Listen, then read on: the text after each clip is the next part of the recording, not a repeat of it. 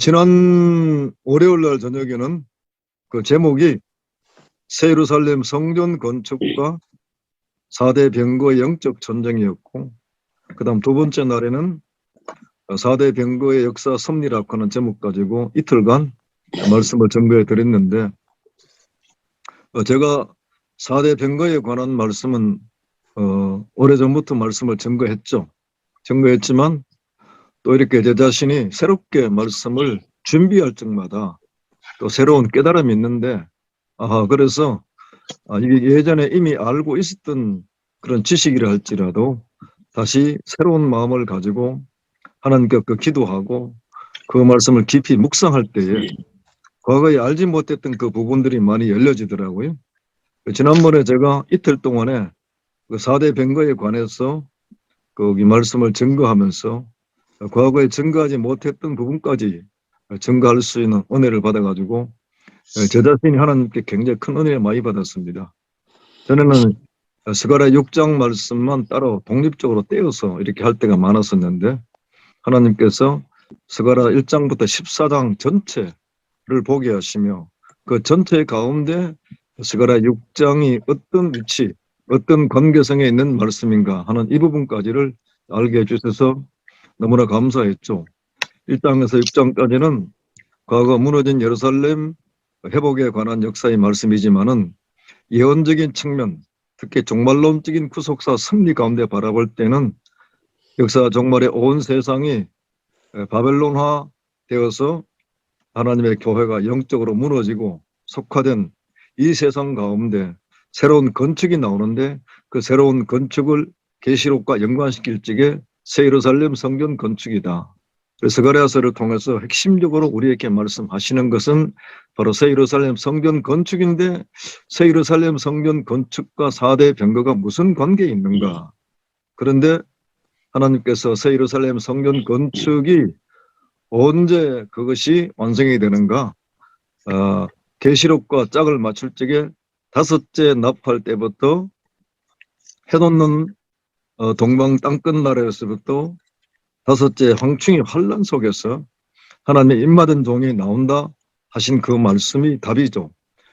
그 구절은 너무나 잘 아는 말씀이고 많이 인용하는 말씀이겠지만은 똑같은 말씀이라 할지라도 그 말씀 속에서 자꾸 영적으로 보지 못했던 부분들이 보이는데, 입맞은 종들이 곧 주님을 영접할 신부 성도들이고 그들이 대환란 날에 참 두 증인의 사명을 감당할 하나님의 종들이기 때문에, 이걸 다른 말로 바꿔서 말하면 새 예루살렘 성전 건축의 종말론적으로 십자가 때부터 예루살렘 마가의 다락방에서부터 성령이 임하고부터 새 예루살렘 성전 건축 운동은 시작은 되었지만, 그 마지막 마무리되는 이 건축의 마지막 마무리는 야같이 다섯째 납할 때부터 본격적으로 마무리 작업에 들어간다.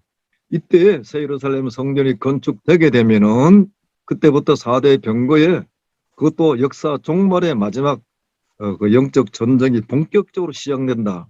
물론 이것도 십자가 때부터 4대 병거 영적 전쟁은 시작이 되어졌고 길고 긴 세월을 돌고 돌아가지고 한반도까지 왔는데, 마지막에 북으로 올라가지 못하는 이유가 바로 새 예루살렘 성전 건축의 구성체가 아직까지 다섯째 나팔의 때가 도래하지 않았기 때문에 지금 머물러 있다. 머물러 있는 이 상태에서 하나님께서 때가 도래되고 당신의 모든 종들의 준비되고 새 예루살렘 성전이 건축될 그때부터 본격적인 북방 땅으로 올라가면서 저 예루살렘까지 달려가는 마지막에 복음 사역이 진군된다 하는 사실로 이렇게 말씀드리면서 6장 이후에 14장까지의 그 말씀 속에서 유다라고 하는 유다, 과거 유다도 아니고 현재 유다도 아닌 이 유다가 누구이냐, 바로 역사 종말의 새선민 나라 중심으로 구속의 섭리를 말씀을 드리면서 이 거룩한 영적 전쟁에 유다라고 하는 말로 계시되었고 표현되었습니다. 유다를 전쟁의 준마로 말씀하셨고, 유다를 사오는 활로 말씀하셨고, 유다를 에브라임을 화살로 쓰는 하나님의 활로 말씀하셨고, 그리고 모퉁이 돌이 거기에서 나오고 말뚝이 유다에서 나오고 사오는 자들이 유다에서 나오고 권세 잡은 자가 유다에서 나오고 유다의 두목던 나무단 가운데 화로땅 같이 불꽃처럼 사용하신다 하셨고, 그리고 마지막에 스가랴 14장까지 가보니까 천하 만국 열국의 군대들이 예루살렘을 둘러 진칠 그때에 유다가 예루살렘까지 가서 싸워준다는 말씀으로 마지막에 아마겟돈 전쟁까지 이 전쟁의 끝을 맺는다는 사실을 이렇게 전체와 연결시켜서 관계성 속에서 말씀을 증거한 것을 잠깐 한 5분 동안 간략하게 증거해 드렸네요. 이런 부분들이 제가 참 하나님께 감사한 것이 이미 내가 알고 있는 지식이었고 마음의 비전으로 남아있지만은 그러나 그 말씀을 다시 또 묵상하고 또 사모하고 또 이와 같이 말씀을 증거할 때 또 과거에 미흡했던 부분들이나 알지 못했던 부분들이 열려지는 그런 체험들을 많이 하고 있습니다. 자, 70일의 말씀에 들어가면서도 같은 은혜를 이제 기대하면서 말씀을 증거하도록 하겠습니다. 이제 본문의 말씀에 들어갑니다. 시차의 차이가 있기 때문에 찬송도 마찬가지죠. 제가 직접 읽겠습니다. 다니엘서 9장 24절에서 27절까지 말씀입니다. 자, 시간상 다니엘서 9장 24절입니다. 내 백성과 내 거룩한 성을 위하여 70일에로 기한을 정하였나니 허물이 마치며 죄가 끝나며 죄악이 영속되며 영원한 의가 드러나며 이상과 예언이 응하며 또 지극히 거룩한 자가 기름 부음을 받으리라. 그러므로 너는 깨달아 알지니라. 예루살렘을 중건하라는 영이 날 때부터 기름 부음을 받은 자 곧 왕이 일어나기까지 7일에와 62일에가 지날 것이요.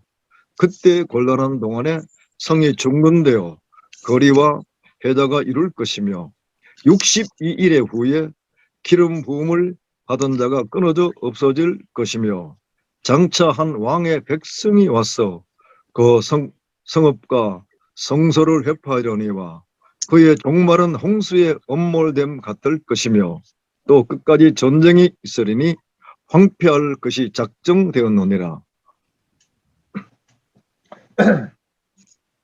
그가 장차 많은 사람으로 더불어 한일의 동안에 언약을 굳게 정하겠고 그가 그 일의 절반의 제사와 예물을 금지할 것이며 또 잠푸하여 미운 물건이 날개를 의지하여 설 것이며 또 이미 정한 종말까지 진노가 황폐케 하는 자에게 쏟아지리라 하였느니라. 아멘. 다니엘서 9장 24절에서 27절의 말씀까지를 보았습니다. 저 화면에 잘 보이죠? 네. 예. 70일에 관한 역사 섭리를 말씀을 드리면서 제가 과거에도 말씀을 증거를 했었고 또 도표까지 만들어 가지고 책까지 만들었지만은 참 다른 어떤 성경 말씀보다도 대단히 조심스럽고 그리고 지금도 말씀을 증거하면서 아직 내가 참 자신 있게 이렇게 말하지 못하는 부분이 아직도 있습니다. 그래서 오늘 제가 말씀을 증거를 하면서 이 말씀이 100% 맞다 안 맞다 이렇게 보지 마시고 우리가 하나님을 사모하고 이 70일의 경륜의 비밀을 통해서 하나님께서 우리에게 말씀하고자 하는 그 뜻이 무엇인가 우리의 영혼의 관심과 집중력을 가지고 나가면서 우리가 알지 못했던 부분도 열려지고 또 깨달아지는 그런 은혜의 복된 시간이 될 줄로 믿는 믿음을 가지고 이제 말씀을 증거합니다. 여기 70일에 관한 이 경륜의 말씀은 아주 신학적으로 어떤 성경 난해보다도 가장 상반된 견해, 서로가 반대되는 견해의 아주 절정을 보고 있는 것처럼 그런 모습들의 말씀들을 많이 보고 있습니다. 제가 과거에 보았던 참조했던 그런 책들 이외에도 요 근래 와서 우리 김철원 목사님이 또 좋은 책들을 많이 보내주셔가지고 그 책들을 다시 내가 또 많이 보았고, 또 그 외에 제가 알고 있던 예수전도협회 거기 유해변 장로님이죠. 제가 한때는 같이 이렇게 사역을 많이 했었습니다. 그분의 그 전도 사역에 동참해서 사역을 같이 많이 했었는데, 그분이 종말론에 관심을 가지고 이렇게 글을 쓸 줄 몰랐었는데, 알아보니까 70일에 관한 경륜의 책을 말씀으로 정리하고 책을 썼더라고요. 그분의 책도 지금 제가 많이 보았습니다. 그 외에 이광보 목사님, 또 김현두, 방금 소개한 김현두 목사님, 그 외에 여러분들의 도표 같은 것들을 보면서 이렇게 많이 묵상하다가 이렇게 말씀을 증거하게 되었습니다. 그래서 아직까지 미흡한 부분들은 우리 계속 기도할 제목으로 아시고 그렇게 말씀을 보도록 하겠습니다. 방금 본 도표는 제가 이미 과거에 만든 도표거든요. 이 도표는 더 이제 확장된 도표이기 때문에 핸드폰으로 볼 때는 잘 보이지 않을 겁니다.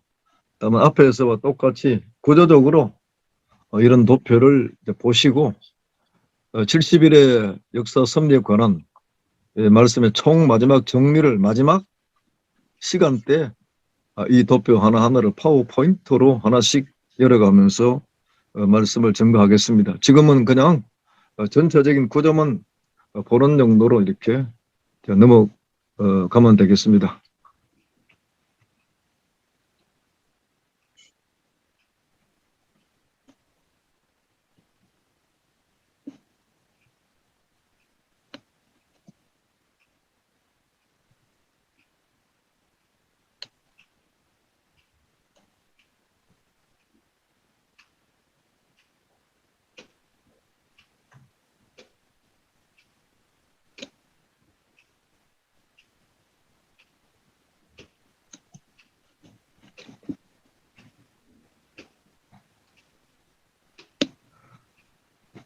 어, 70일의 계시는 다니엘이 받은 거죠.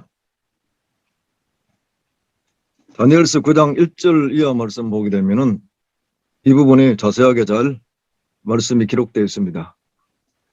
성경 구절을 조금 보도록 할게요. 메도족석 아하수월의 아들 다리오가 갈대아 나라 왕으로 세움을 입던 원년, 곧 그 통치 원년에 나 다니엘이 서책으로 말미암아 여호와의 말씀이 던지자 예레미야에게 임하여 고하신 그 연수를 깨달았나니 곧 예루살렘의 황무함이 70년 만에 마치리라 하신 것이니라. 자, 여기 다니엘에게 하나님께서 큰 은혜가 임했는데, 다니엘이 그 당시에 예레미야 성경을 소지했죠. 옛날 시대는 지금처럼 개인이 성경을 소지하는 시대가 아니었죠. 자, 그런 시대 속에 이 다니엘은 그 하나님의 성경 말씀을 소지했다고 하는 것은 대단히 큰 축복인데, 예레미야서를 볼 수 있게끔 두루마리 책을 소유했기 때문에 그가 이 책을 볼 수 있는 그런 은혜를 입은 것 같아요. 그래서 하나님께서 또 다니엘의 마음 속에 말씀을 읽을 수 있는 그 마음을 주셨거든요. 이것이 대단히 큰 복이죠. 하나님께서 우리의 마음을 감동하시고, 자, 우리 손에 종이가 있고 종이에 기록된 문서가 있는 책이 있다 할지라도 이 책을 볼 수 있는 마음을 하나님이 주실 때가 있습니다. 다니엘은 포로 생활하면서 참 예레미야서를 소지했다는 것 자체가 복이었고, 또 하나님의 성령께서 그 마음을 감동해 가지고 그 예레미야서를 읽을 수 있는 마음을 주었어요. 이것이 참으로 특별한 하나님의 은혜였구나. 자, 우리들도 살아가면서 그와 같은 경험들을 할 때가 많이 있죠. 하나님께서 특별한 그 마음을 주시고 마음을 열어주셔가지고 어떤 일을 터치할 수 있는 기회를 주셨던 거. 저 같은 경우는 참 하나님께서 제 마음을 터치해가지고 제주도로 보내가지고 전혀 알지 못한 목사님을 통해서 또 전혀 생소한 책 2권을 선물로 받게 될 줄 누가 알았겠습니까? 다니엘을 보면서 제가 그 부분을 생각했었어요. 하나님이 내 마음을 터치해가지고 제주도로 보내가지고 알지 못한 목사를 만나게 하셨고, 그분을 통해서 내 손에 오늘 이 모든 역사 섭리 혹은 요한계시록이나 이 모든 선민론에 관한 말씀을 증거하고 도표로 만들고 글을 쓸 수 있는 참 큰 계기가 되었던 거죠. 야, 참 하나님의 성령의 감동을 받아가지고 그 감동을 따라 순종으로 움직이는 그 자체가 참으로 복이었구나. 저 같은 경우는 간증을 지금 말씀을 드리는데 50년간 참 1972년 2월 8일에 출발해가지고 지금 2022년 4월 달이니까 50년이 지났죠. 50년의 세월 목회하면서 원래 4월 18일 날인가 19일 날 제가 은퇴식 합니다. 교회에서 은퇴하는 것이 아니고 노회에서 은퇴식 하는데 그냥 간단하게 행정 처음에 해주시었더니 그럴 수 없다 해가지고 간단하게 은퇴식 합니다.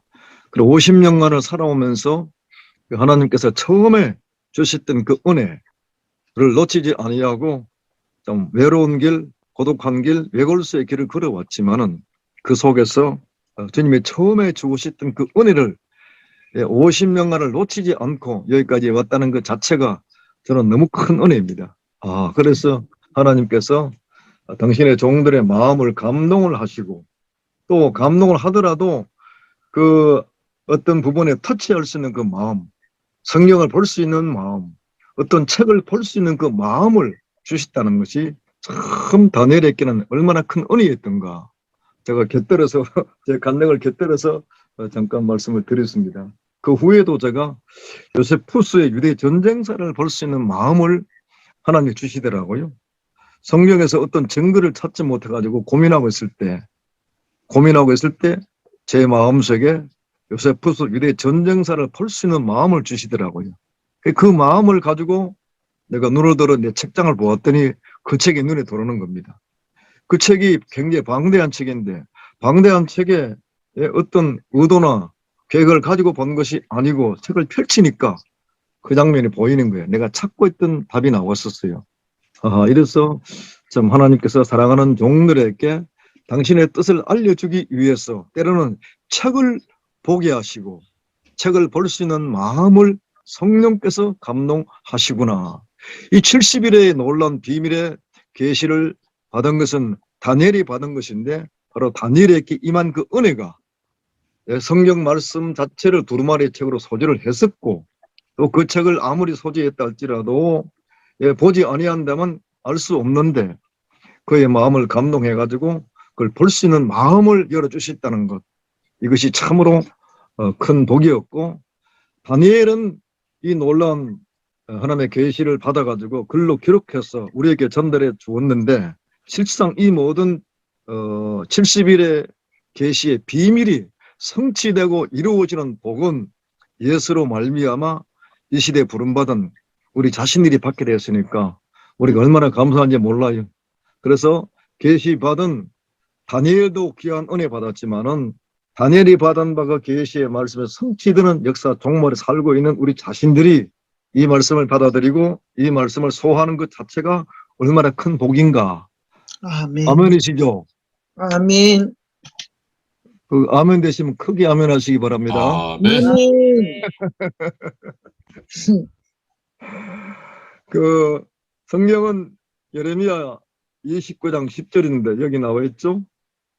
나 여호와가 이같이 말하노라.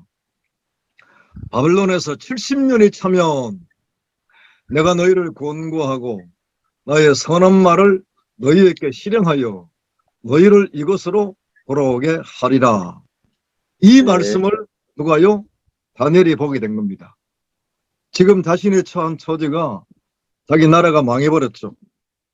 예루살렘 성전은 완전히 불타버리고 다 무너져버리고 말았었는데 그리고 바벨론에 포로된 삶을 살고 있으면서 절망감과 희망이 없는 가운데 살았었는데 하나님께서 말씀을 통해서 희망을 주신 것이야. 우리나라가 이제 예레미야를 통해서 예언한 말씀을 통해서 70년의 기한이 차게 되면은 우리나라가 이제 해방이 돼가지고 우리의 본토로 돌아갈 수 있겠구나 하는 사실을 말씀에서 보게 된 것이죠. 그리고 얼마나 이 다니엘의 마음이 기뻤겠어요. 근데 그 마음은 너무나 기쁘고 너무나 감사했는데 3절 이하 말씀을 보게 되니까 다니엘은 하나님께 어떻게 해요? 무릎 꿇고 기도했죠. 내가 금식하며 베옷을 입고 죄를 무릅쓰고 주 하나님께 기도하며 간구하기를 결심하고 하나님의 놀라운 계시의 비밀을 받았었는데 그의 마음이 얼마나 기뻤겠어요? 예, 이제는 우리나라가 이제 이 참 70년의 고난의 세월이 끝이 나가지고 우리의 고국으로 돌아갈 수 있고 우리 다시 자유롭게 예배할 수 있는 그런 시대가 도래했구나 하는 그 마음이 흥분된 마음이고 기쁜 마음인데 본문 말씀 보니까 다니엘은 하나님께 금식하며 베옷을 입고 죄를 무릅쓰고 주 하나님께 기도하며 간구하기를 결심했다 그랬어요. 결심하고 그 다음에 4절 이하 말씀 내용들이 다니엘이 하나님께 기도하는 그 내용이 기록되어 있죠. 자, 이 모든 것들이 결국은 70일의 비밀을 받을 수 있는 다니엘이 행했던 놀라운 은혜의 행위였습니다. 베옷 입고 금식하며 자복하고 회개할 적에 자기의 죄만 회개하고 자복하고 회개한 것이 아니고 자기 민족의 죄를 가지고 하나님께 대신 중보 기도하면서 죄에 무릅써 가지고 베옷을 입고 금식하며 자복하며 회개하며 기도했다 그 말이죠. 아멘. 참 하나님의 은혜를 받을 수밖에 없는 우리가 말씀이 열려지고 영의 세계가 열려지고 하나님의 놀라운 비전이 열려지게 되면 참 우리가 어떤 모습으로 대할 것인가. 기뻐치며 춤을 추겠네. 예? 기뻐치며 춤을 추는 사람도 있겠지만은 영적으로 깊은 세계를 경험한 사람들은 기뻐하며 춤추기보다도 하나님께 무릎 꿇고 회개하고 통에 잡아가더라고요. 자, 시몬이가 누구를 만났죠? 갈릴리 바닷가에서 예수를 만나가지고 예수님을 자기 배에 모셔가지고 말씀을 전하셨는데 예수가 전가하는 말씀과 그분의 말씀에 순종했더니 예? 엄청난 고기를 잡았죠. 그때 기뻐하며 춤추며 할렐루야 오늘 돈 벌었구나 이렇게 하는 것이 아니었죠. 베드로가 무슨 고백했습니까? 주여 나는 죄인으로소이다 나를 떠나가소서. 엄청난 하나님의 신성과 영광을 보았다 그 말입니다. 그 앞에 그는 무릎 꿇고 참 나는 죄인입니다 하는 그 고백이었죠. 그 하나님의 영광을 우리가 경험하거나 우리가 생각하지 못했던 영광의 세계를 체험하고 바라보게 될 적에 우리도 이와 같은 자세가 나올 것 같아요. 물론 마음이 기쁘죠. 마음이 기쁘고 감사하고 찬송이 넘치겠지만 그 우리가 생각할 수 없는 우리의 생각 이상의 놀라운 그 영광, 그 하나님의 그 어미하심과 그 놀라운 사실을 영적 체험하게 될 적에 하나님께 저절로 우리가 무릎 꿇고 참 얼마나 우리가 나약한 존재이고 우리 뭐 죄인 된 것인가를 하나님께 고백할 수밖에 없다 하는 그런 모습들을 다니엘의 모습을 통해서도 볼 수 있는데 이 다니엘의 이 모습이 결국은 하나님의 놀라우신 70일의 계시의 비밀을 받을 수 있는 놀라운 신앙의 행위라는 것을 우리에게 보여주고 있습니다. 자, 그 다음에 넘어가겠습니다.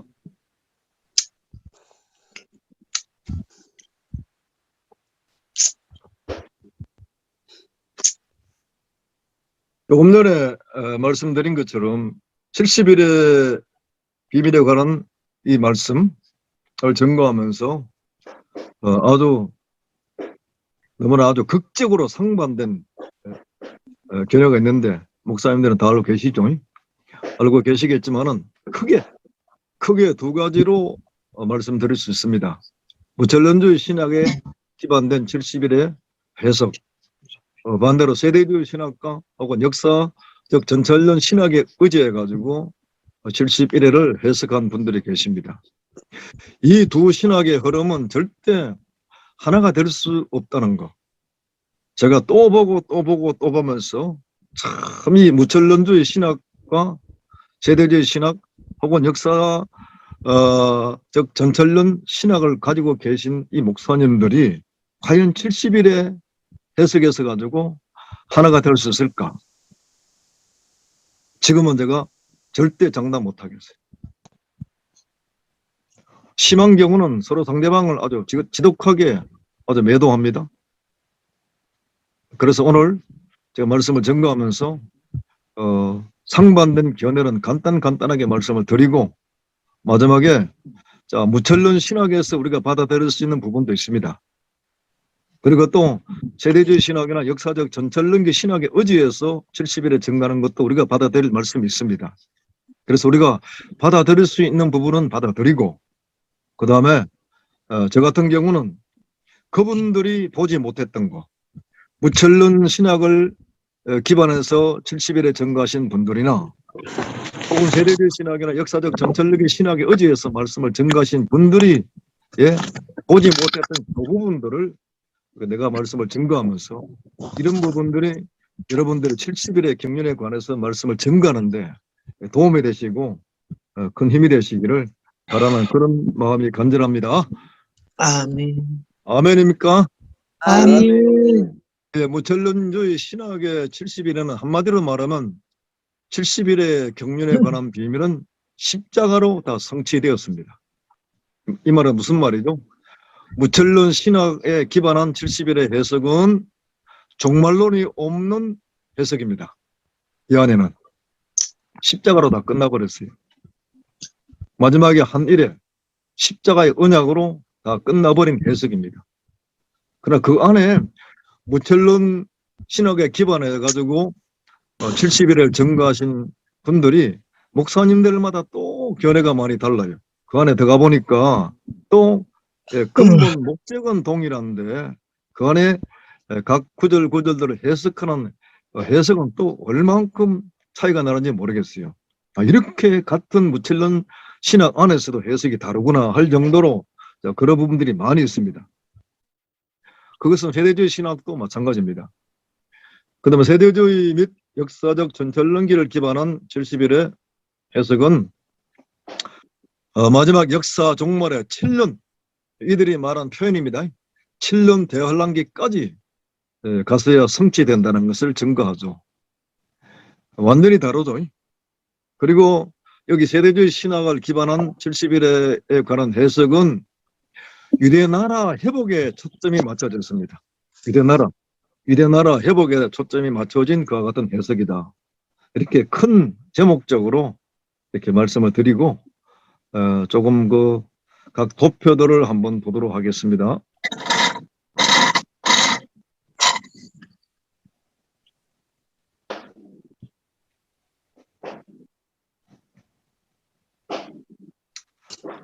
자, 이 도표는 제가 이제 구글 검색에서 찾은 건데요. 정동수 목사님 아시죠? 네. 사랑심례교회 정동수 목사님. 예, 압니다. 유튜브에도 많이 나오죠. 유튜브 많이 나오고 상당히 말씀을 많이 증거하고 있습니다. 자, 이 도표는 거기 정동수 목사님이 그린 도표입니다.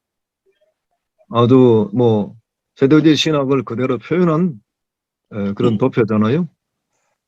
자세히 보시게 되면은 그냥 참조하라고 제가 이렇게 보셨습니다. 정동수 목사님이 세대주의 신학의 바탕으로 만든 도표인데 세대주의 신학은 이 십자가 여기가 십자가인데 십자가 이후에 현대 교회 시대 이제 이강모 목사님은 공백기라는 말로 표현하고 있습니다.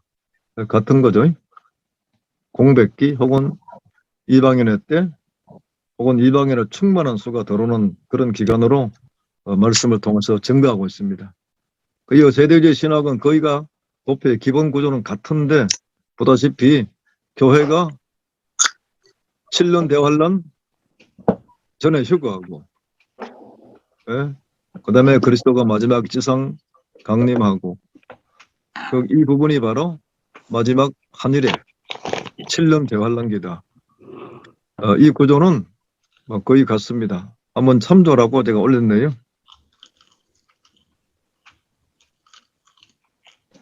그 다음에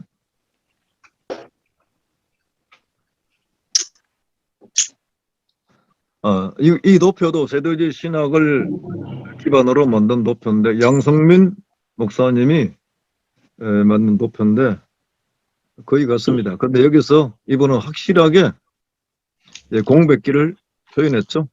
공백기. 이렇게 십자가 이후에 마지막 한일의 7년 대환란 오기 전까지의 시대를 공백기란 말로 표현했습니다. 여기 뭐 공중 재림이나 세상 재림은 표현은 조금 다를 뿐이지 같은 구도 속에 같은 말들입니다. 조금 더 가서 앞으로 이제 거기 뒤에 가서는 그 예루살렘 중문의 시점에 가는 부분도 말씀드리겠지만 이 도표를 조금 참조하시고요. 그 다음에 넘어가도록 하겠습니다.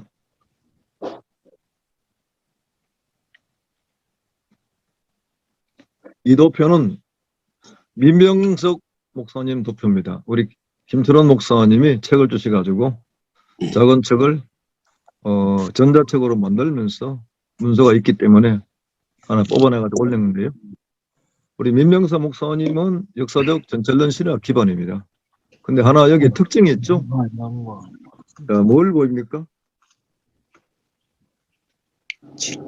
보시게 되면은 7년 대환란 기간 한일의 7년 대환란 기간 안에다가 계시록을 다 넣어버렸어요. 보이죠? 1장에서부터 22장까지. 결국은 마지막 한일의 7년 대환란 그것이 곧 계시록 전체라 그 말입니다. 이 도표가. 눈에 보이시죠? 네. 예. 공백기란 그런 표현은 조금 달라도 다 같습니다. 그 다음 넘어가겠어요?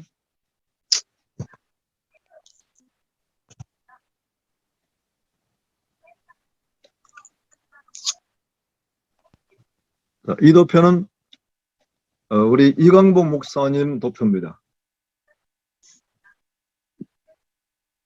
아주 간단한 도표지만은 목사님의 그 가지고 있는 70일에 관한 견해를 도표로 잘 표현했었어요. 여기에 이제 아까 여기 다른 분들은 이 신약 시대를 공백기란 말로 표현했고 밑에 반대로 형벌의 기간이다. 유대인들에 관한 형벌의 기간입니다. 이게 표현되지 않았지만 누가복음 21장이나 혹은 로마서 11장을 통해서 이방인의 충만한 수가 들어오는 기간 이런 말로도 표현되고 있습니다. 그 다음에 이제 한일에 여기서 이광만 목사님의 제가 보면서 참 구절을 보면서 제가 동의할 수 없는 부분도 있더라고요. 다니엘서 9장 24절 말씀이 나오는데 아까 보았지만은 이 부분을 마지막 재림으로 이렇게 가서 완성되는 것으로 이렇게 말씀을 증거하는데 그 부분이 조금 제가 좀 마음에 걸리더라고요. 그래서 이런 부분들이 각 거기 세대주의 신학이나 역사적 전철력이 신학의 대표적인 분들의 그 도표를 잠깐 보면서 참조를 하고 있습니다. 그 다음에 넘어갑니다. 무철론입니다.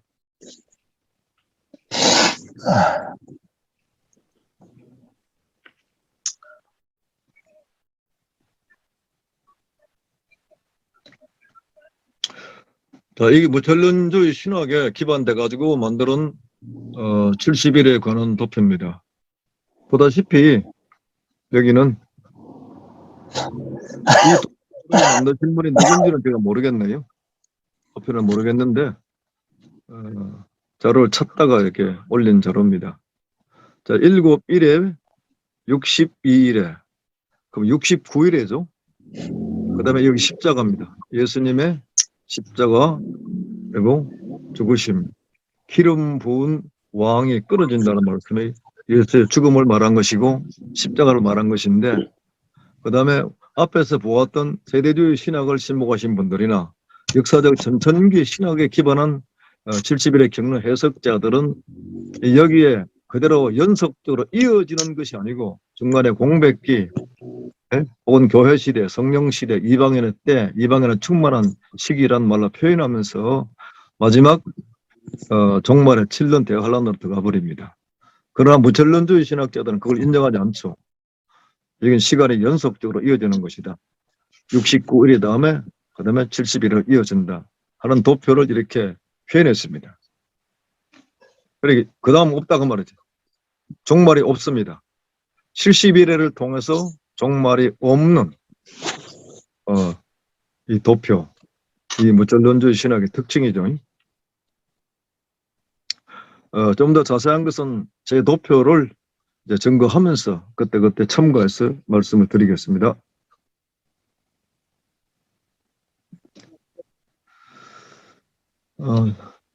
이것도 각 2장씩 했었어요. 각 대표적인 신학의 도표를 2장씩 했는데 이것도 무전론주의 신학에 기반해서 만들어진 도표인데 근데 자세히 보게 되면은 어떤 신학을 신봉하든지 간에 거기에 대한 어떤 연대기는 다 똑같지가 않습니다. 그래서 연대기를 보는 사람들마다 조금씩 다르더라고요. 제가 면밀히 살펴보았더니 같이 보는 시간도 있겠지만은 또 어떤 경우는 아주 시간이 잘 맞지 않는 경우 있고 어떤 심한 경우는 한 79년 정도 차이가 나는 연대기 자체를 현대 보고 있는 톨레미 연대기 자체를 인정하지 않고 다른 연대기를 같이 생각하기 때문에 그런 분들은 현재 우리가 알고 있는 모든 연대기를 전부 다 폐지하고 새로운 연대기를 해야 될 정도로 그런 것도 있습니다. 그래서 우리 김철원 목사님하고 그 부분도 조금 이야기를 나눴었는데 그 부분은 제가 깊이 있게 연구하지 못했기 때문에 톨레미 연대기 지금 현재 보고 있는 모든 목사님들이 쓰고 있는 연대기를 중심으로 말씀을 드릴 수밖에 없는데 왜 이렇게 도표마다 조금씩 연도가 다르고 심한 것은 약 79년까지 차이 날 만큼 그렇게 많이 연대기가 다른 것인가 그런 부분들은 모르겠습니다. 앞으로 계속해서 깊이 있게 그 부분은 좀 연구하고 조사해야 될 부분이라 생각되어집니다.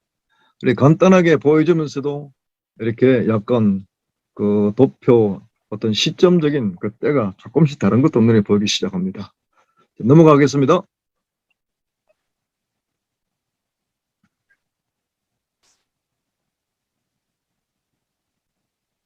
자, 이것은 제가 이제 원래 만들었던 그 도표가 파워포인트로 만든 도표가 없어가지고 이번에 파워포인트로 만들었거든요. 이것은 지금 제가 한번 보는 것으로 넘어가십시다. 제일 마지막 시간 가서 말씀드리기로 하고 그냥 한 번씩 눈으로만 보십시오. 제가 터치할 테니까요.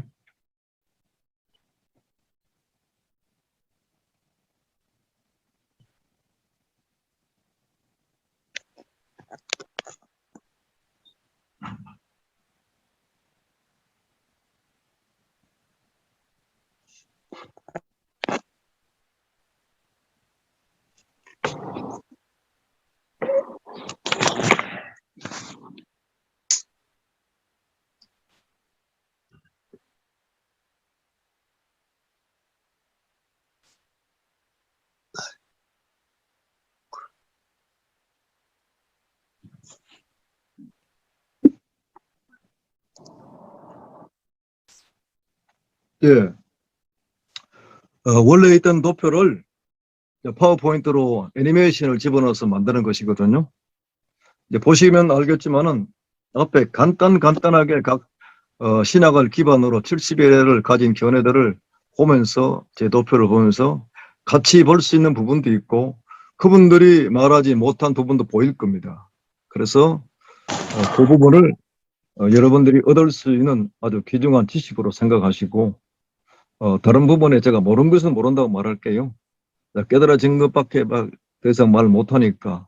그러나 남들이 말하지 못한 이 부분도 우리가 이 부분에 관해서 열려줄 수 있는 그런 기회, 은혜의 때를 주신 줄로 아시고, 이 부분도 뒤에 가서 이제 자세하게 말씀드리고, 다음 장으로 넘어갑니다.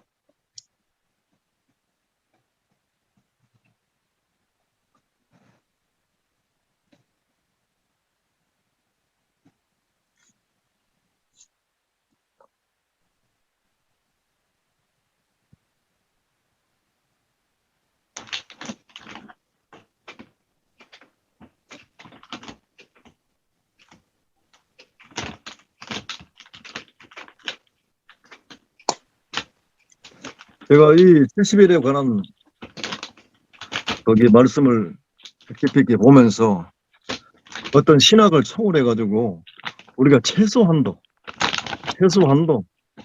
기본적인 원칙은 있어야 한다. 이 해석을 함에서 가지고 그야말로 뭐 유대교나 기독교도 아니고 유대교나 천주교도 아니고 모두가 기독교고 하나님을 섬기는 목사님들이기 때문에 우리가 최소한도 우리가 같은 공감대를 형성할 수 있는 해석의 원칙은 반드시 필요하겠구나 하는 사실을 생각해 가지고 많이 제시하지 않고 딱 두 가지만 했었어요. 그 첫 번째가 뭐죠? 구속사의 섭리로 보는 시각. 이 연대기가 나오지 않습니까? 연대기가 나오기 때문에 이 구속사의 섭리로 보는 시각은 이건 무천론주의자들이나 혹은 또 세대주의 신학이나 동일하다. 구속사의 섭리로 보는 기본적인 시각은 우리가 같이 공유해야 된다. 이 부분을 제가 생각했습니다.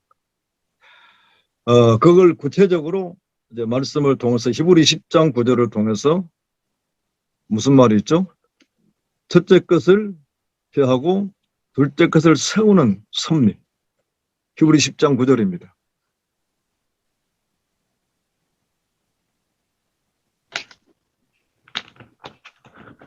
히브리 10장 9절이죠.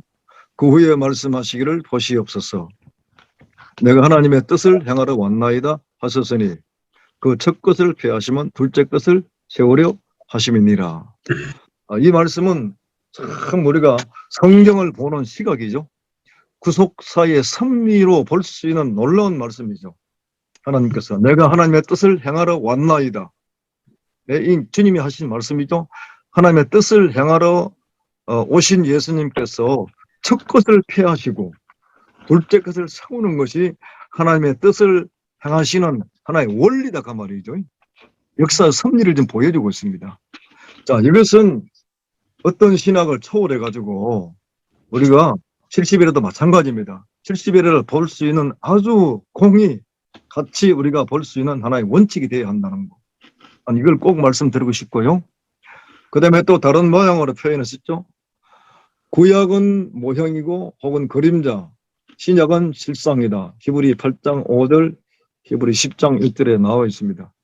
자, 히브리 8장 5절에 보니까 저희가 섬기는 것은 하늘에 있는 것은 모형과 그림자라 그랬어요. 모세가 장막을 지으려 할 때에 지시하심을 어둠과 같으니 가라사대 삼가 모든 것을 산에서 내게 보이던 본을 쫓아 지으라 하시노니라. 여기에 하나님께서 하늘에 있는 것의 모형과 그림자라고 말이죠. 언제까지요? 그는 모형이 아니고 실상은 바로 예수님이십니다. 실상 대신 예수님이 성육신으로 이 땅에 오시기 전까지의 구약의 모든 역사는 하나님께서 하나의 모형이다. 하나의 그림자다 그 말이죠. 앞으로 장차에 실상으로 나타날 것을 미리 그분의 계획 가운데 섭리 가운데 세우시고 그림자와 모형의 역사를 통해서 하나님의 뜻이 어떻게 성취되는 것인가를 먼저 보여줬다고 말이죠. 이제 주님이 직접 육신을 입으시고 이 땅에 오셔서 내가 하나님의 뜻을 행하려 왔나이다. 그리고 그 첫째 것을 폐하시고 둘째 것을 세우려 하심이니라. 그리고 모형과 그림자라. 이건 너무나 아주 중요한 말씀이죠. 정말로 성경을 구속사의 섭리로 볼 수 있는 아주 핵심적인 말씀입니다. 이런 부분들이 죄송하지만 세대주의 신학은 대단히 부족합니다. 아주 부족합니다. 너무나 문자주에 지독하게 많이 치우치다 보니까 이런 구속사 섭리적인 부분들을 보지 못하는 우를 많이 범하고 있습니다. 그와 반면에 무천론주의 신학은 굉장하게 이 부분이 강하죠. 강한데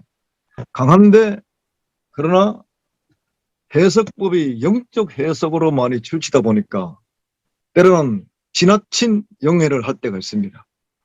혹은 해석의 일관성을 상실하고 해석할 때가 많이 있어요. 그것이 여기 70일의 경륜의 비밀을 해석하는 가운데 그 부분이 나오거든요. 해석의 어떤 그 일관성이 없이 영해하다 보니까요. 숫자까지도 어떤 숫자는 실제 수로 보기도 하고 어떤 숫자는 그걸 영해합니다. 일관성이 없는 그런 영해. 그리고 아주 정반대의 어떤 개념적인 그런 해석도 많이 보이거든요. 그래서 야, 이거 전부 다 장단점이 있구나. 장점도 있지만 거기에 단점도 있고 그건 각 세대주의 신학이나 무철론 마찬가지입니다. 그 부분은 제가 계시록을 강의하면서 너무나 많이 느꼈거든요. 계시록을 강의하면서 너무나 많은 계시록 강의자들이 한쪽으로 일방적으로 치우친 겁니다. 세대주의 신학을 신봉하는 사람들의 계시록 해석은 거의가 문자주의입니다. 그러니까 계시록은 결국 유대인의 궁후를 위한 책이다. 정광화 목사님도 이 말을 내가 증거하길래 내가 깜짝 놀라버렸죠. 처음에 굉장히 많이 기대를 했었는데 제가 아주 속으로 놀라버렸어요. 계시록은 교회하고 상관이 없고 유대인의 궁후를 위한 책이다. 그래서 세대주의 신학의 밑바탕을 두고 해석하신 분들은 주로 그 해석 법칙이 문자주의로 해석하기 때문에 이런 우를 많이 범하고 있습니다. 반대로 무철론주의자들은 영해를 많이 하다 보니까 영해가 일관성이 없는 영해가 있을 수 있습니다. 지나친 영해할 때가 많이 있어요. 그런 부분들이 보이더라고요. 최소한도 이것은 뭐 70일에 관한 해석뿐만이 아니고 모든 성경이 마찬가지입니다. 그 자세하게 말씀을 드릴 수 있겠지만은 제가 최소한도 70일에 해석함에 가지고 이 정도는 우리가 기본적으로 공의 받아들여야 한다는 사실을 말하고 싶어가지고 간단하게 정리했었어요. 그 다음에 70일의 세 번째, 70일의 예언 가운데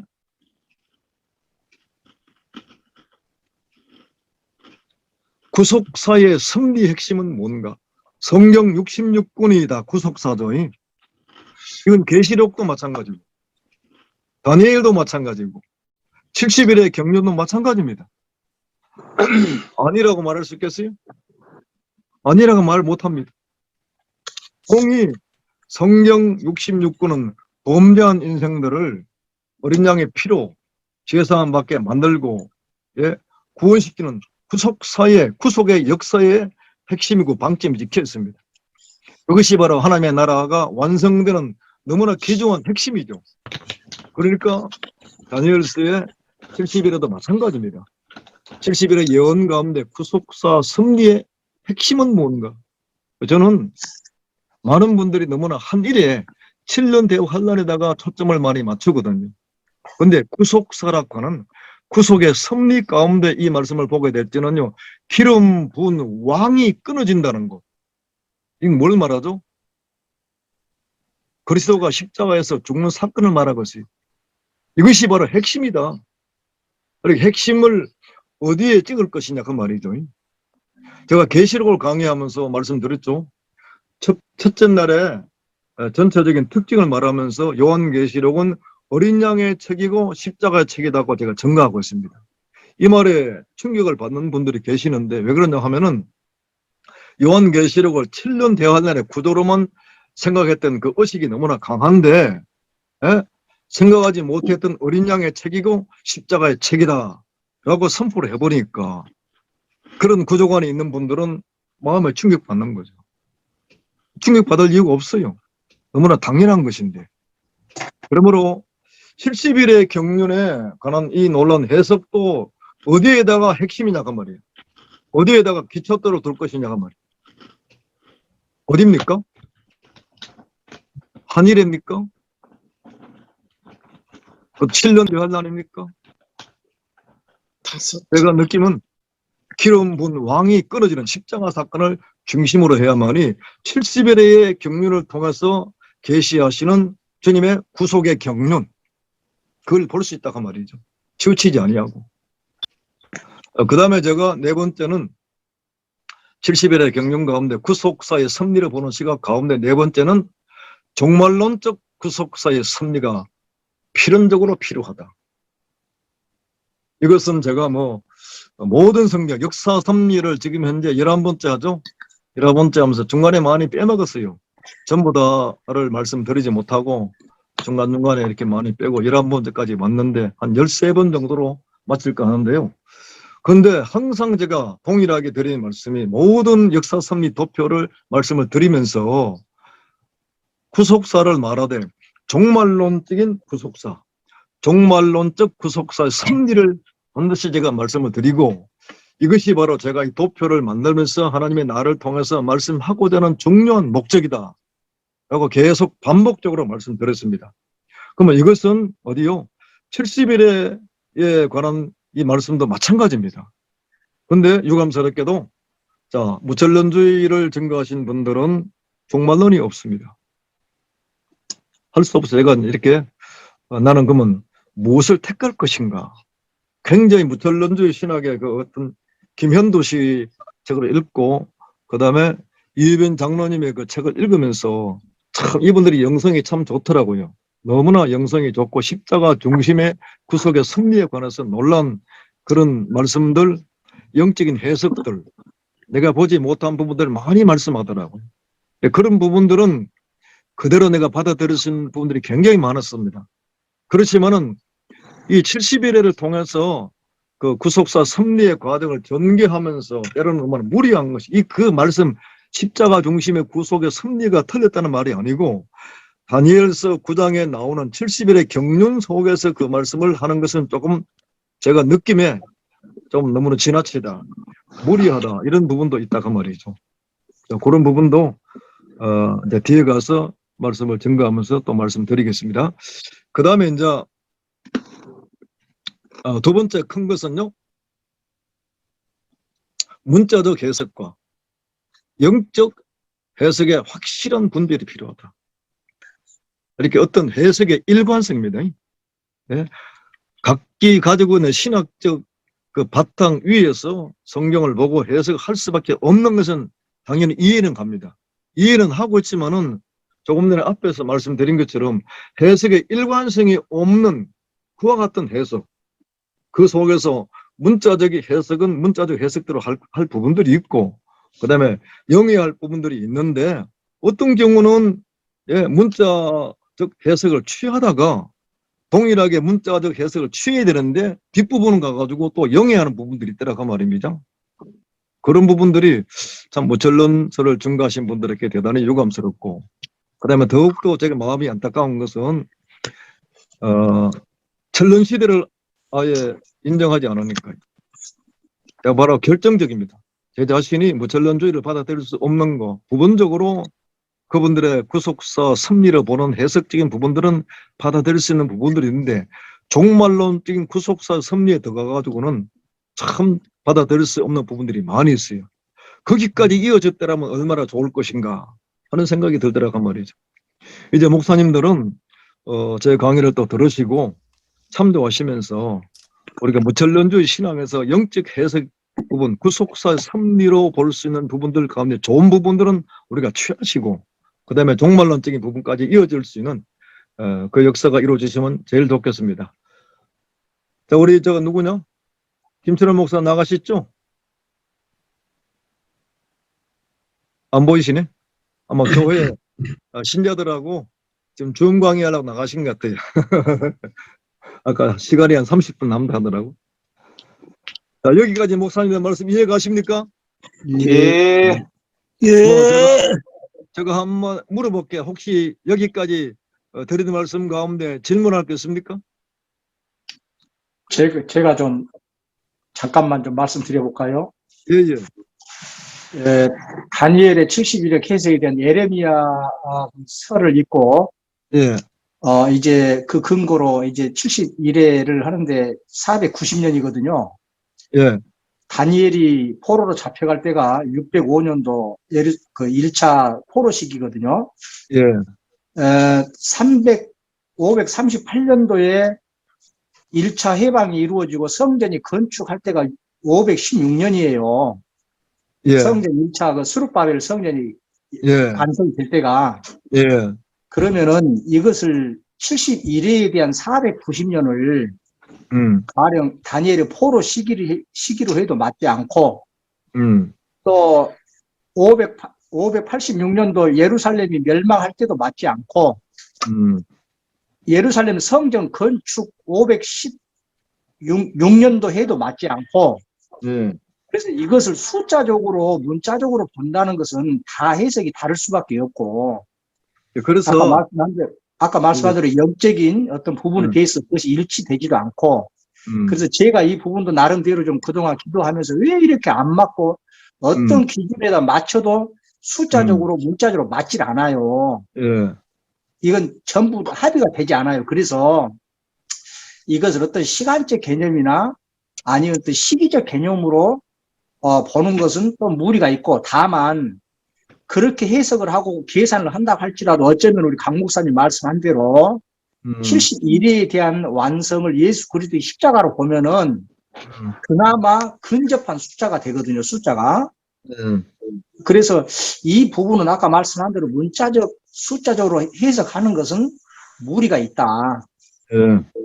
그 부분은 제가 예, 지금부터 정관 말씀 가운데 나오는 말씀인데 예, 우리 박 예, 목사님 좀 앞당겨서 정관하시네요. 예, 여기까지 내가 본론적인 말씀 예, 들어가지 아니하고 예, 개론적인 말씀 드리면서 이 예, 말씀 가운데 혹시 질문할 게 있는가 물어봤거든요. 그러면 다음 단계로 제가 넘어가도록 예, 하겠습니다. 어차피 예, 오늘 여기 다 못 끝나기 때문에 내일까지 말씀 이어지고 오늘은 말씀이 증거되는 데까지 하고 내일로 넘어가겠습니다. 아멘이시죠? 아멘. 제가 그렇게 생각했어요. 어차피 이것도 한 시간 만에 끝나기 힘들다 생각했거든요. 더 자세하게 만약에 하려면 시간 더 많이 이제 들기 때문에 최소한으로 시간을 절약하면서 말씀을 드리는데,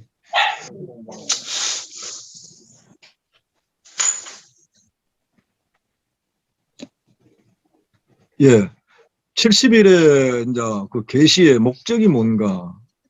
다니엘서 9장 24절에 내 백성과 내 거룩한 성을 위하여 70일으로 기한을 정했다. 기한을 정하였나니 허물이 마치며 죄가 끝나며 죄악이 영속되며 영원한 의가 드러나며 이상과 예언이 응하며 또 지극히 거룩한 자가 기름 부음을 받으리라.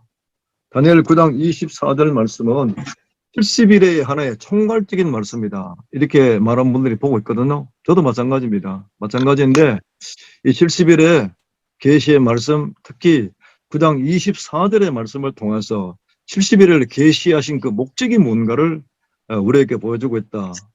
그래서 70일의 계시의 목적은 내 백성과 내 거룩한 성을 위하여 주셨다 그랬어요. 그러면 다니엘이 이 계시를 받을 때 내 백성이라는 한 말은 다니엘의 백성이죠.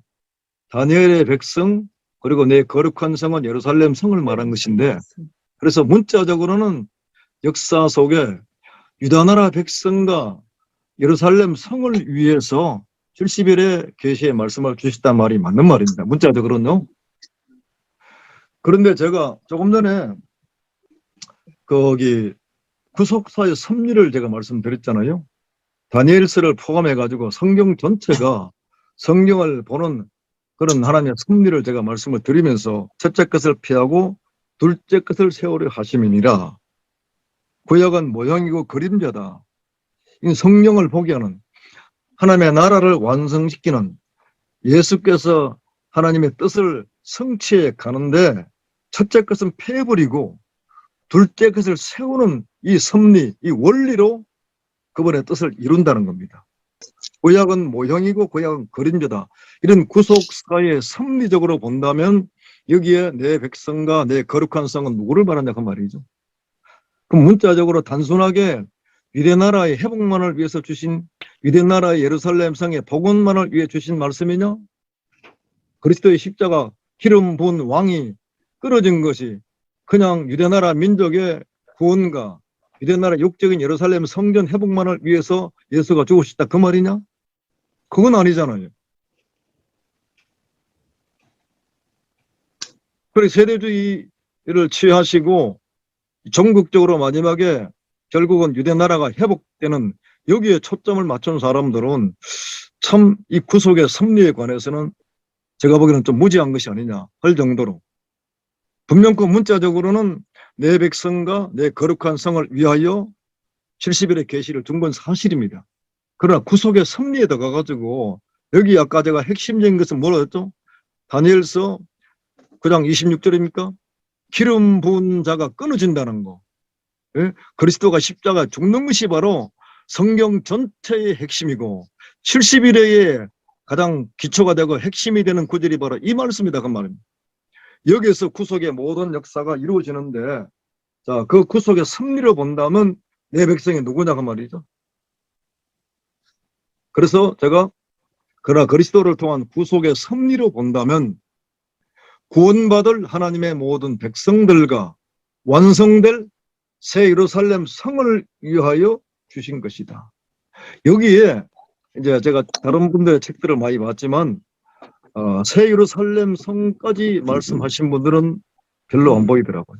내가 많이 보지 못해서 그런지 몰라도 제가 볼 때는 70일의 계시를 통해서 단순하게 육적인 유다 민족의 회복과 예루살렘 성전 복원을 위해서 주신 말씀이라면 예레미야 아까 29장 그 보았던 말씀처럼 70년이 기한이 차게 되면은 70일이 아니고 70년만 차버리면 누굴 통해서요?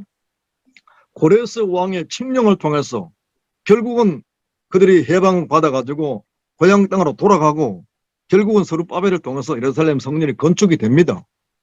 근데 육적으로 만약에 이 말씀을 끝이 나버린다면 70일에까지 갈 것도 없어요.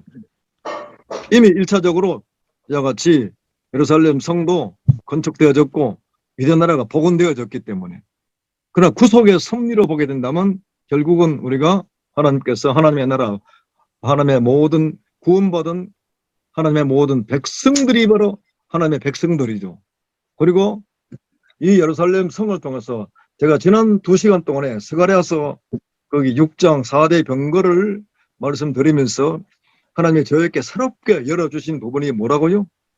스가랴 전체가 새 예루살렘 성전 건축과 4대 병거 영적 전쟁인데 예, 새 예루살렘의 성전 건축은 과거에 무너진 황폐해진 예루살렘 성전이 다시 복구되는 사건을 통해서 종말론적인 구속사의 섭리 가운데 역사 종말에 온 세상이 바벨론화 속화됐을 그때에 새 예루살렘 성전 건축으로 종국적인 목적을 보았어요.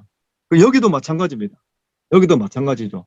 그래서 계시록은 구속사가 완성되는 결론서의 책인데 구속사가 완성되는 결론 중에 결론이 바로 요한계시록 21장인데 21장 보니까 무엇이 나옵니까? 하늘에서 새 예루살렘 성이 내려오는데 그 단장한 것이 신랑을 위해서 단장한 신부와 같더라 그랬어요.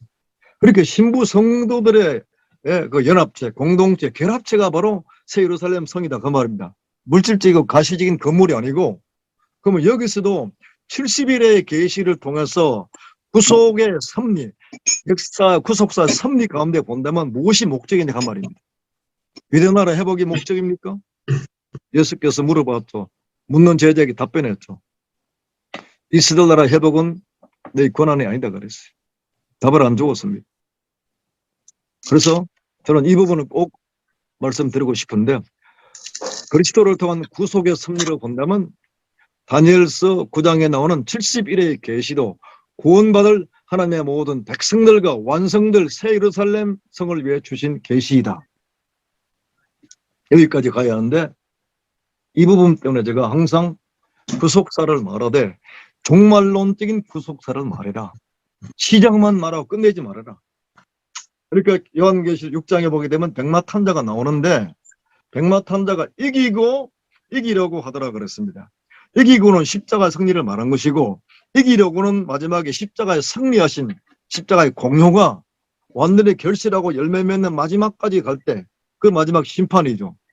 그 십자가상에서 심판하신 구원 사역을 이루었지만 역사를 이만큼 두신 것은 역사 속에 구원받을 백성들을 전부 다 구원하고 마지막에 심판까지 했습니다. 그것을 백마탄자의 모습 가운데 간단한 계시의 말씀으로 이기려고 하더라 그 말이죠. 이 다니엘서 9장 24절 가운데 이 말씀도 내 백성과 내 거룩한 성을 위하여 70일에로 기한을 정하였나니 허물이 마치며 죄가 끝나며 죄악이 영속되며 영원한 의가 드러나며 이상과 예언이 응하며 또 지극히 거룩한 자가 이런 몸을 받으리라.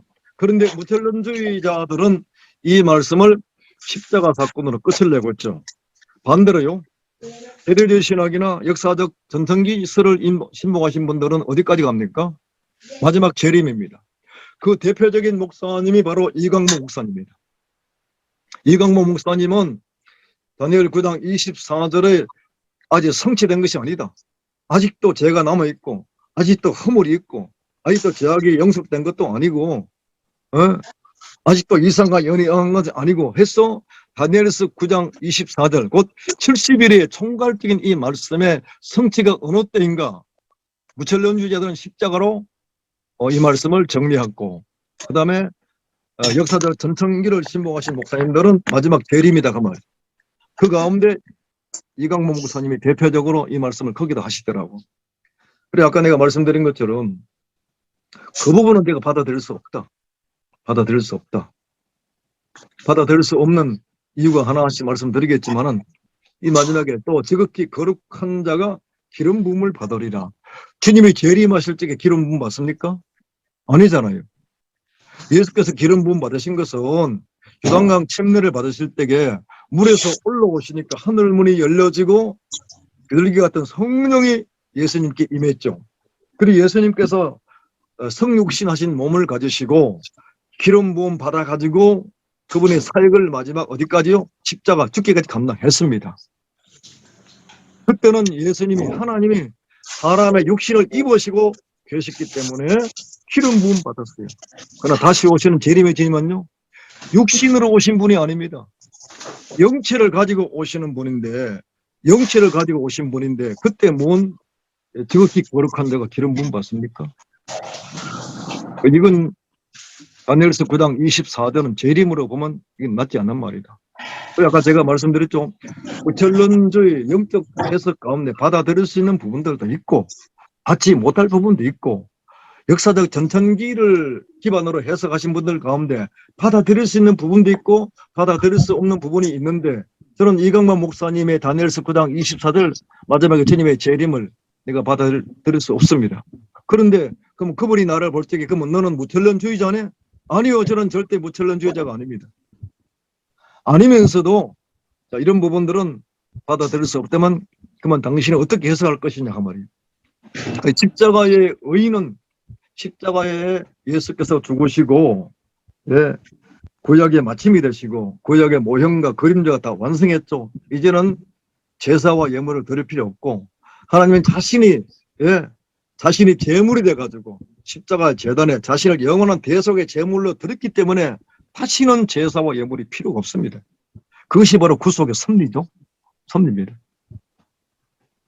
자, 이것은 영원한 공효를 이루시고 그러나 예를 들어 가지고 법정에서 판사가 판결을 했다 합시다.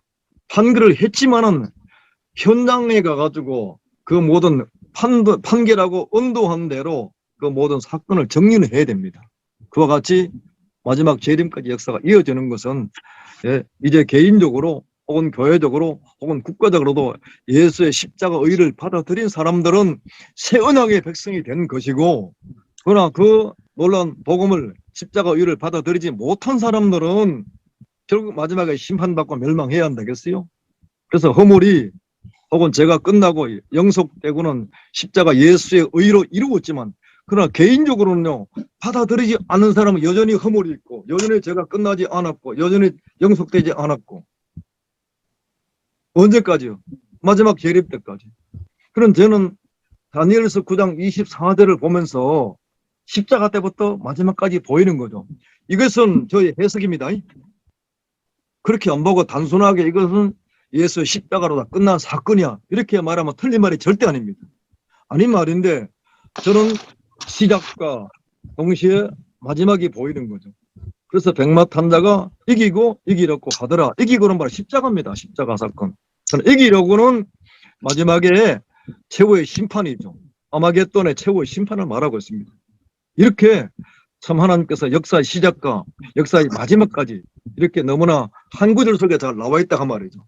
제가 이제 9장 24절을 말씀드리면서 제가 깨닫고 바라보는 말을 지금 이제 결론적인 말씀을 드렸습니다. 자, 그 다음 넘어가서요. 자, 하나하나 허물이 마치고 제가 끝나고 이런 구분들을 다 해석할 수 있겠죠. 예, 죄와 허물로 죽었던 우리를 살리셨도다. 에베소 2장 2절이죠. 죄악이 영속되고 십자가 아니면 우리의 죄악을 영속할 수 없습니다. 영원히 속함 받을 수 없다 그 말이죠. 이상과 예언이 응하고 기름 부음 받은 자가 이 모든 말씀이 전부 다 십자가 사건 다 이루어졌습니다. 이루어졌기 때문에 그러나 다시 거듭 반복해서 말씀드린 것은 십자가상에서 의를 완성하신 예수의 의를 우리에게 기간을 주신 것은 전 세계 남은 백성들을 구원해가지고 하나님의 나라를 만드는데 하나님의 나라가 완성되는 것은 십자가의 공효가 미친 백성들의 숫자를 다 구원하고 난 다음에 마지막에 심판에 오는 겁니다. 자, 넘어가서요. 그리고 구속의 완성 안에는 유대인과 이방인을 구분할 수가 없습니다. 자, 예수님도 이방인이라는 말을 썼죠.